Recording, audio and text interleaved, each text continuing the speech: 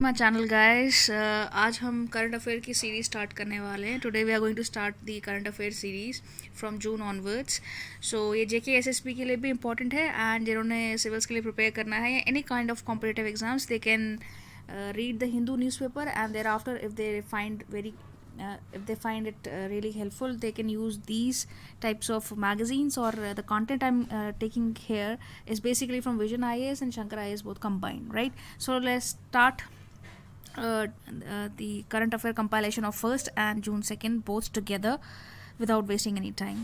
So on June 1st, 2022, we are going to deal 4 topics today. That is, the first one is the Prime Minister PM inaugurated world's first liquid nano urea plant at Kalol Gujarat. अब आपको इसमें question ये नहीं पूछा जाएगा कि बताओ कि ये नैनो यूरिया क्या है या क्या इससे रिलेटेड, बट आपको ये प्रीलिम्स के पर्सपेक्टिव से ये ज़रूर पूछा जा सकता है कि डू टेल दैट कि ये world's first liquid nano urea plant कहाँ पे इनिशिएट हुआ इंडिया में. तो answer would be, for prelims perspective, your answer would be Gujarat. ठीक है, ये पूछा जा सकता है कहाँ पे है इनिशिएट हुआ है, तो आपको ये याद रखना है कहाँ पे हुआ है, गुजरात. ठीक है, अब इसको डिस्कस कर लेते हैं जल्दी से. That why this nano urea. So let's talk about it. The benefits, as you can see here, it improve the agriculture productivity, and it reduce the consumption as the efficiency of the liquid nano urea up to 35 to 90%, as you can see here. These are some positive sides of this nano urea. क्यों हमें use करना चाहिए, हम normal pesticides क्यों नहीं use कर सकते हैं उसमें, और इसमें क्या फ़र्क है. So these are the positive sides. First thing first, it improved agriculture produce this reduced urea consumption as the efficiency of liquid nano urea by this 85 to 90% in comparison 25% of the conventional urea. अब जो normal आप urea use करते थे उसमें आपको सिर्फ 25% इसमें होता है, इसमें 85 से 90% आपको प्रॉफिट जनरेट आप इसको कंपेयर करते हैं तो इतना है. फिर then significant reduction in the urea imports, government subsidies and logistic cost इसमें है, reduce soil water and pollution from, और ये सारे इसके वो हैं. इसके साथ में हायर शेल्फ लाइन है और ये इको फ्रेंडली भी इसको एक तरीके से आप बोला जा सकता है.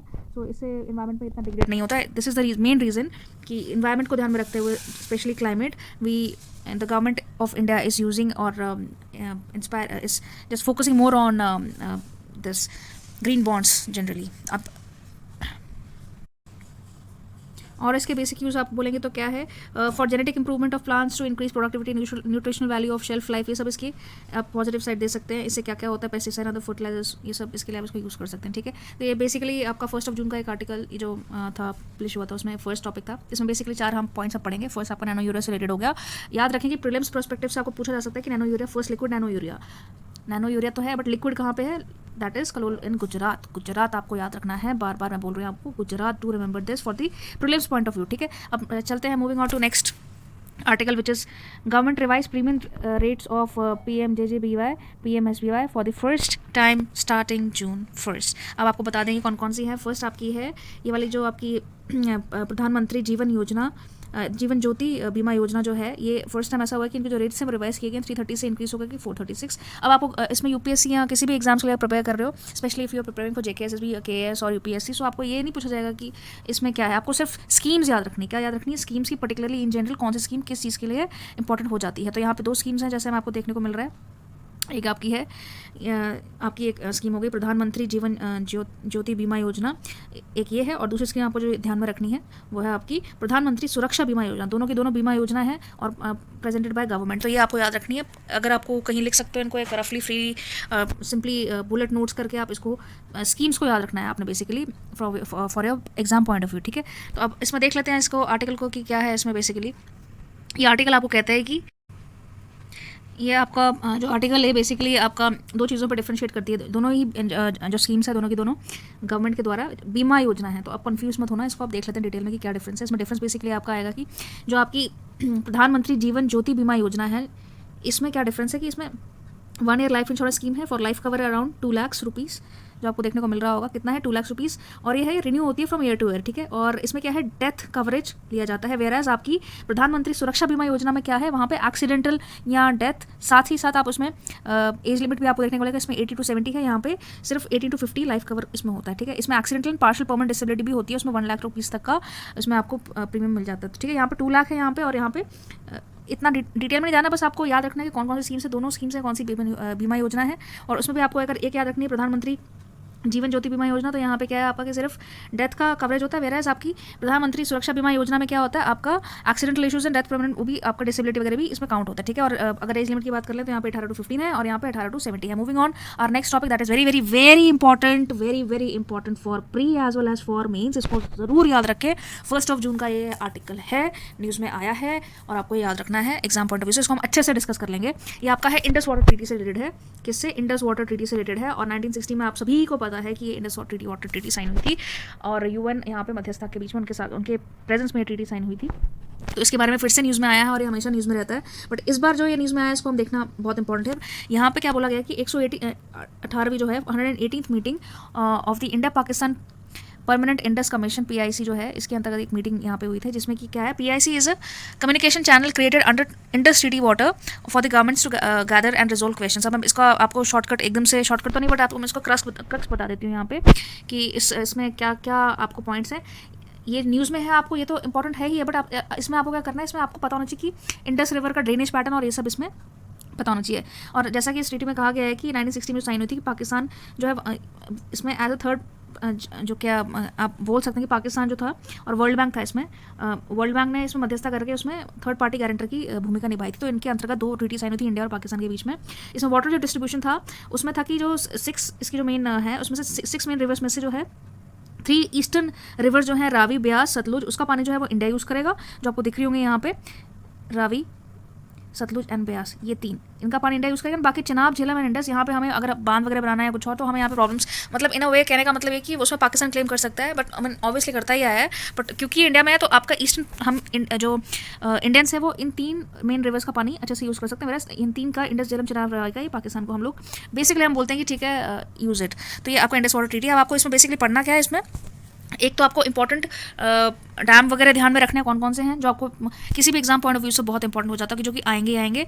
अब कौन कौन से हैं आपको पता होगा कि सलाल कहाँ पे है, सलाल प्रोजेक्ट है यहाँ पे एक जम्मू कश्मीर में चल रहा है, और दूसरा है आपका ये भाखड़ा नंगल डैम जो ब्यास और इस पर भाखड़ा और नंगल उस पर रिवर पे है कंस्ट्रक्शन। अब बेसिकली मेन कोर आपको पता होना चाहिए कि इंडस वाटर ट्रीटी है, तो इंडस रिवर के पूरा जो 11th क्लास का हम एनसीईआरटी में पढ़ते हैं बेसिक नॉलेज, हम उसके ऊपर चल जाते हैं विदाउट वेस्टिंग एनी टाइम। बात कर लेते हैं इंडस रिवर की। तो इंडस रिवर जो है कहाँ से ओरिजिनेट होती है, बोकार्चू ग्लेशियर, याद रखना, बोकार्चू ग्लेशियर से इंडस जो रिवर है वो ओरिजिनेट होती है near in the Mansarovar lake in Tibet, ठीक है। ये आपको सभी को पता होगा, बोकार्चू ग्लेशियर, डू रिमेंबर दिस। मैं इस पर इतना फोकस इसलिए कर रही हूँ बिकॉज ये टॉपिक बहुत इंपॉर्टेंट हो जाता है प्री एंड मेंस दोनों पर्सपेक्टिव से। एंड देन जो रिवर्स इंडस है, रिवर इंडस है, ये देन ओरिजिनेट फ्रॉम यहाँ से फ्लो होकर के कहाँ पे ड्रेनेज करती है वो हम देख लेते हैं। यहाँ से फ्लो होकर के ये बेसिकली मानसरोवर बस से इंडिया में एंटर करते हुए ड्रेनेज करती है यहाँ पे लद्दाख, कौन सा, लद्दाख या लेह रीजन में इसका एंटायरली लेह लद्दाख रीजन से ड्रेनेज करती है। इसकी ट्रिब्यूटरीज आपको याद रखनी पड़ेंगी बेसिकली हुंजा, और एक कौन से एरिया में है, जास्कर, लद्दाख, ये इसकी मेजर एरियाज हैं, कंप्लीटली लद्दाख है ले एरिया में इसका पूरा एरिया है जहाँ पे हुंजा रिवर और नुब्रा इसकी ट्रिब्यूटरीज हैं, हुंजा, नुब्रा, श्योक, ये सारी इसकी ट्रिब्यूटरीज हैं। अब आपको एक बात और याद रखनी कि यहाँ से ये रिवर करके रिवर ड्रेन होकर के पाकिस्तान में जाती है। मिथानकोट इज़ अ प्लेस, इसको याद रख लेना। इन शॉर्ट मैं आपको बताऊँ, मिथानकोट, पठानकोट इंडिया में, मिथानकोट पाकिस्तान में, डू रिमेंबर दिस। पंचनद भी इसको बोला जाता है, पाकिस्तान में क्या बोला जाता है इसको, पंचनद, याद रखना क्या बोलते हैं इसको, पंचनद। पंचनद मतलब 5 नदी से मिलकर के बनती है, तो पंचनद उसको पंजाब में बोला जाता है। और मिथानकोट एक जगह है, यहाँ से ड्रेन करके अरेबियन सी में गिर जाती है, ठीक है। आप क्वेश्चन इससे क्या आ सकते हैं वो बेसिकली देख लेते हैं, क्वेश्चन क्या क्या पूछे जा सकते हैं इससे। एक तो आपको पूछा जा सकता है कि बताओ कि ये रिवर, जैसा कि आपको दिख ही रहा होगा, मैं उसको जूम आउट अगर करूँ, अगर आपको दिख रहा है तो देखिए, अगर ये रिवर के बारे में पूछा जाएगा कि बताइए कि ये रिवर जो है जो इंडस रिवर है इसकी ट्रिब्यूटरीज कौन कौन सी, पहले तो आपको याद करना पड़ेगा इंडस, झेलम, चिनाब, रावी, सतलुज, ठीक है। ये आपको सबको पता होना चाहिए कौन कौन सी है। एंड यहाँ पे प्रोजेक्ट्स वगैरह कुछ हैं वो आपको याद रखने पड़ेंगे।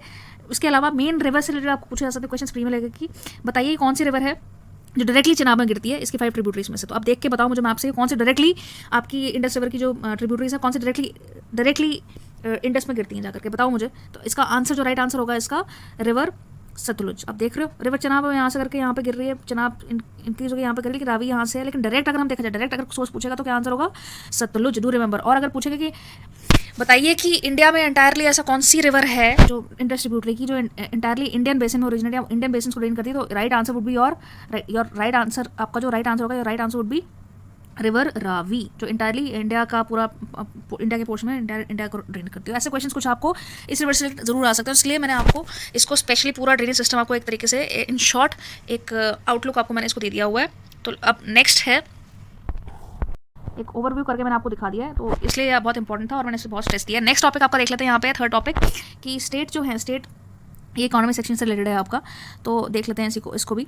जो स्टेट है of the economy, fiscal deficit improves to 6.7, big gap between GDP and GVA. जिन लोगों को पता होगा जनरल टर्म्स है जीडीपी, ग्रॉस डोमेस्टिक प्रोडक्ट, क्या होता है कि एंटायरली फैक्टर इनकम उसमें इंक्लूड करते हैं।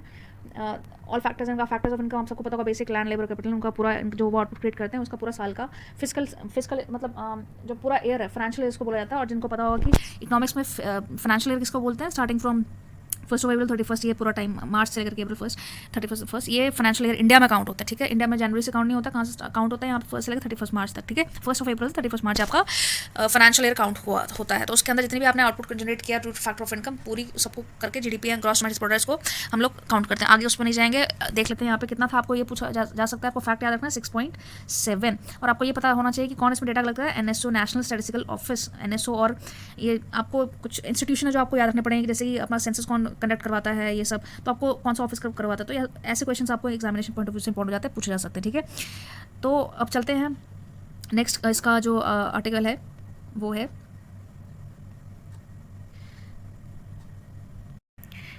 इंडिया ने क्या बोला कि जो आपका पोटेंशियल टैरिफ रेवेन्यू लॉस है वो डेवलपिंग कंट्रीज में बहुत ज़्यादा इंडिया को रेवेन्यू लॉस हो सकता है। नियरली 3D प्रिंटिंग से technology is double, it could be potentially 40% and 247। जो आपको ये एक तरीके से इंडिया को लॉस हो सकता है इसमें रेवेन्यू, जैसे आपका ई बुक्स लर्निंग वगैरह इसमें, तो इंडिया ने एक तरीके से इसको अपोज किया हुआ है, ये न्यूज़ में रिसेंटली है। सिर्फ इसका ओवरव्यू मैंने आपको बताया यहाँ पे, वो आप देख सकते हैं कि आप इसमें पढ़ भी सकते हैं कि however modern favouring claims that the imposition of custom duties will have distortive effects on the growth of digital economy. So ये डेवलपिंग कंट्रीज के लिए बहुत एक सरदर्द बनने वाला है अगर ऐसा इस पर टैरिफ इम्पोज किया जाता है।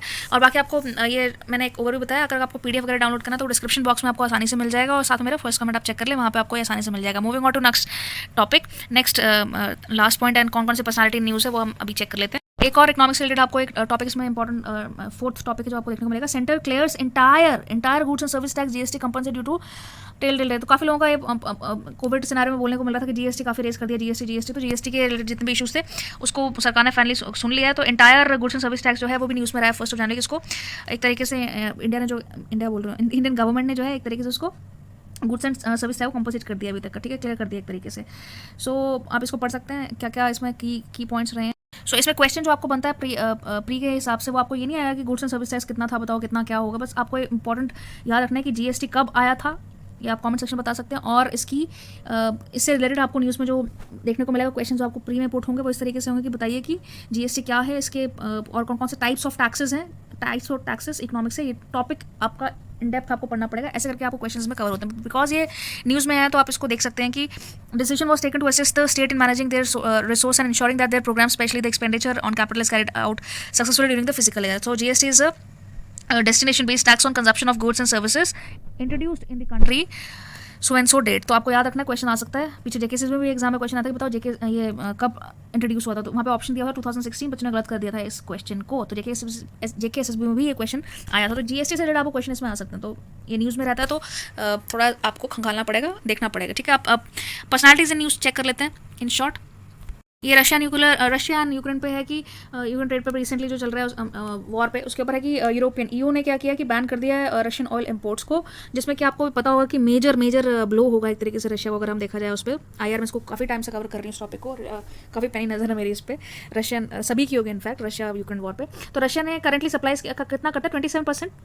आप देखेंगे तो ऑयल में करता है डील, 40% गैस सप्लायर है ईयू का, मतलब यूरोपियन यूनियन का, ठीक है।